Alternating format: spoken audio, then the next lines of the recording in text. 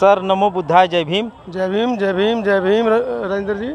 हम आपसे जानकारी लेना चाहते हैं, आज बुद्ध पूर्णिमा का पावन पर्व है, जहां पर देश विदेश के लोग भी आते हैं दर्शन करने, वैसे भी लेकिन आज का अवसर और भी कुछ है।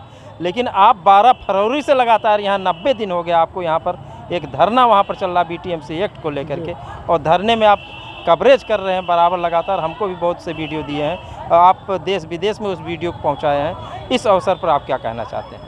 देखिए राजेंद्र जी, सबसे पहले तो आपका धन्यवाद, स्वागत कि आप बस्ती से, और मुझे मालूम चला कि पिछले दिनों आपके साथ कुछ हादसा भी हुआ, आप अस्वस्थ हैं, पैर में चोट लगी, रोड लगी, उसके बावजूद आप इस बहुजन समाज की आवाज़ को दिखाने के लिए उत्तर प्रदेश की बस्ती से चलकर बोध गया पहुँचे हैं। जबकि ये जिम्मेदारी इस देश की उस मीडिया की होनी चाहिए थी जिसको सरकार से करोड़ों रुपए का ऐड मिल रहा है, रेवेन्यू मिल रहा है, प्यार मिल रहा है, दिन रात वो टीवी पर चल रहे हैं।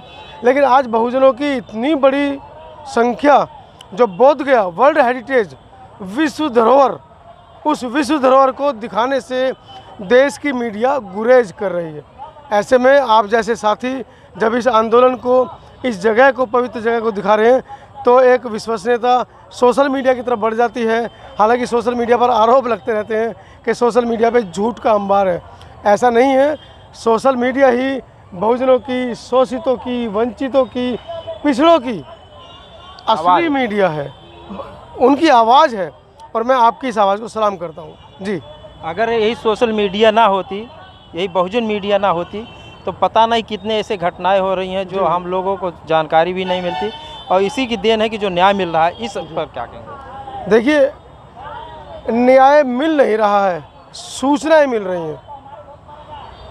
घोड़ी पर चढ़ने पर एक इंस्पेक्टर को अगर अपने लिए CRPF बुलानी पड़े, DM से दरख्वास्त लगानी पड़े कि मैं इस थाने में SHO हूँ और दलित होने के नाते मुझे घोड़ी पर नहीं चढ़ने दिया जा रहा है, तो इस देश के अंदर 75 सालों में जो सरकारों ने रूल किया है, लानत है उन सरकारों पर कि वो अपने मुलाजिम को, एक SHO को, एक सैनिक को घोड़ी पर उसकी शादी में नहीं चढ़ने देना चाहने वाली एक ऐसी वर्ण व्यवस्था को बरकरार रखे हुए हैं। इसका दोषी कौन है, सरकार है कि हम? देखिए, बाबा साहब ने संविधान बनाया, डॉक्टर अम्बेडकर ने संविधान बनाया, तो उन्होंने कहा कि संविधान वाकई में ही बड़ा खूबसूरत है, बहुत प्यारा है, हर सभी के अधिकार इसमें सम्मिलित है, संग्रहित है। लेकिन अगर सरकारें नालायक निकलेंगी, सरकार चलाने वाले लोग नालायक निकलेंगे, तो ये संविधान किसी काम का नहीं है। मैं पहला व्यक्ति होऊंगा जो इस संविधान को जला दूंगा। तो आप समझ सकते हैं सरकारें किनके हाथ में हैं, वर्ण व्यवस्था के वो कौन लोग हैं जो आज भी इन दलितों को, पिछड़ों को, शूद्रों को अधिकार देना नहीं चाहते हैं। मैं आपको बता दूं, पूरे देश के अंदर लगभग 4 से 5 लाख सरकारी स्कूल बंद किए जा चुके हैं। ये मेरा डाटा नहीं है, ये डाटा है सरकार का कि हमने इतने स्कूल बंद कर दिए हैं जिससे कि इन गरीबों के बच्चे, इन मजलूमों के बच्चे शिक्षा ग्रहण ना कर पाएँ। शिक्षा ग्रहण करेंगे तो सवाल पूछेंगे, नौकरी मांगेंगे, अस्पताल मांगेंगे, यूनिवर्सिटी मांगेंगे, डिग्री कॉलेज मांगेंगे। उससे अच्छा है इनको अशिक्षित रखा जाए, इनको कांवड़ ढोने पे रखा जाए, और ऊपर से इनके ऊपर हेलीकॉप्टर से फूल बरसाया जा रहा है कि कांवड़ ढोने जा रहे हैं, देश की अर्थव्यवस्था को चरम सीमा पे पहुंचाने जा रहे हैं, देश को विश्व गुरु बनाने जा रहे हैं। देश के अंदर मतलब क्या बदलाव करेंगे ये कांवड़ लाकर, जो इनके ऊपर मुख्यमंत्री फूल बरसा रहे हैं, जिसके पास इतना समय नहीं होता कि एक व्यक्ति की वो व्यथा सुन ले कि कोई तुम्हारे दरबार में आया है, क्यों आया है, क्या शिकायत लेकर आया है।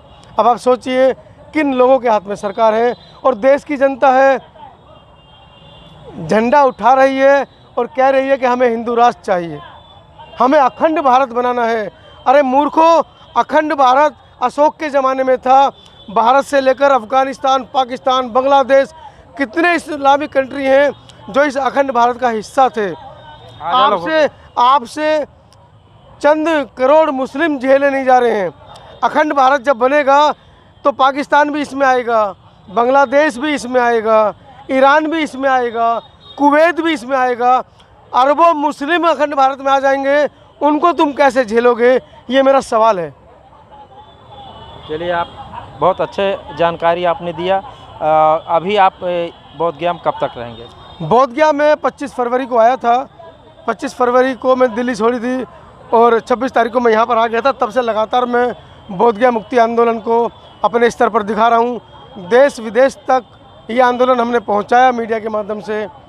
अब मुझे लगता है कि इतना फंड आयोजकों के पास आ गया है कि उनको मीडिया की ज़रूरत नहीं है।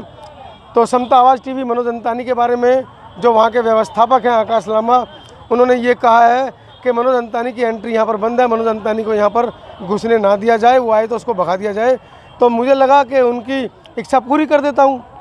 अगर मेरा चेहरा देखकर उनका दिन खराब हो जाता है, करोड़ों रुपए डकार गए समाज का, उसके बावजूद हमारे कहने पर इतने लोगों ने वहाँ पर चंदा दिया, कई लाख लोगों ने वहाँ पर अपना आके सहयोग दिया, समर्थन दिया।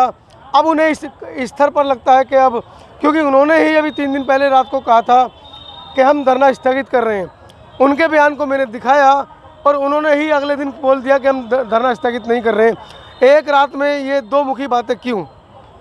उसी बात से वो नाराज़ होकर वो कहते हैं कि मनोज अंतानी यहाँ पर नहीं आना चाहिए। तो हमने भी उनको कहा कि आप खुश रहिए, आबाद रहिए, दिल्ली रहिए, गाज़ियाबाद रहिए, धनबाद रहिए, आप खुश रहिए। अगर हमारी शिकल देखकर आपके पूरे पंडाल का, आपके उन जो आपने कर्मचारी रखे हैं उनका दिमाग ख़राब होता है, उनकी भुएँ तन जाती हैं, तो हमने सोचा क्यों ना इन लोगों को इनके हाल पर छोड़ दिया जाए। बुद्ध ने भी कहा है बैर से बैर नहीं मिटता है, तो हमने सोचा बैर बढ़ाने से क्या फ़ायदा, आप अपना काम कीजिए। पिछले 10 सालों से समता आवाज़ टीवी पूरे देश ही नहीं विश्व को बहुजनों की आवाज़ उठा रहा है। उनको लगता है कि उनकी वजह से मेरा चैनल चल रहा था, तो ये उनकी गलतफहमी है। अपनी गलतफहमी को निकाल दीजिएगा। मेरा चैनल कल भी चल रहा था, आज भी चल रहा है, आगे भी कल भी चलेगा, क्योंकि ये जिम्मेदारी मैंने स्वयं ने ली है। अगर किसी ने मुझे जिम्मेदारी दी होती तो मैं छोड़ देता।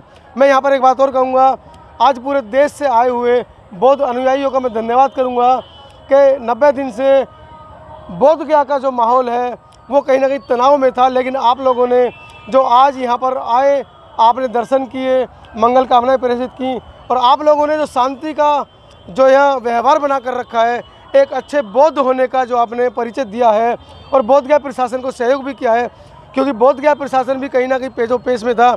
एक तरफ धरना चल रहा है, दूसरी तरफ धरना के जो बौद्ध भिक्खु हैं उनमें आपस में तनाव था, कहीं वो तनाव सड़कों पर न दिखने लगे।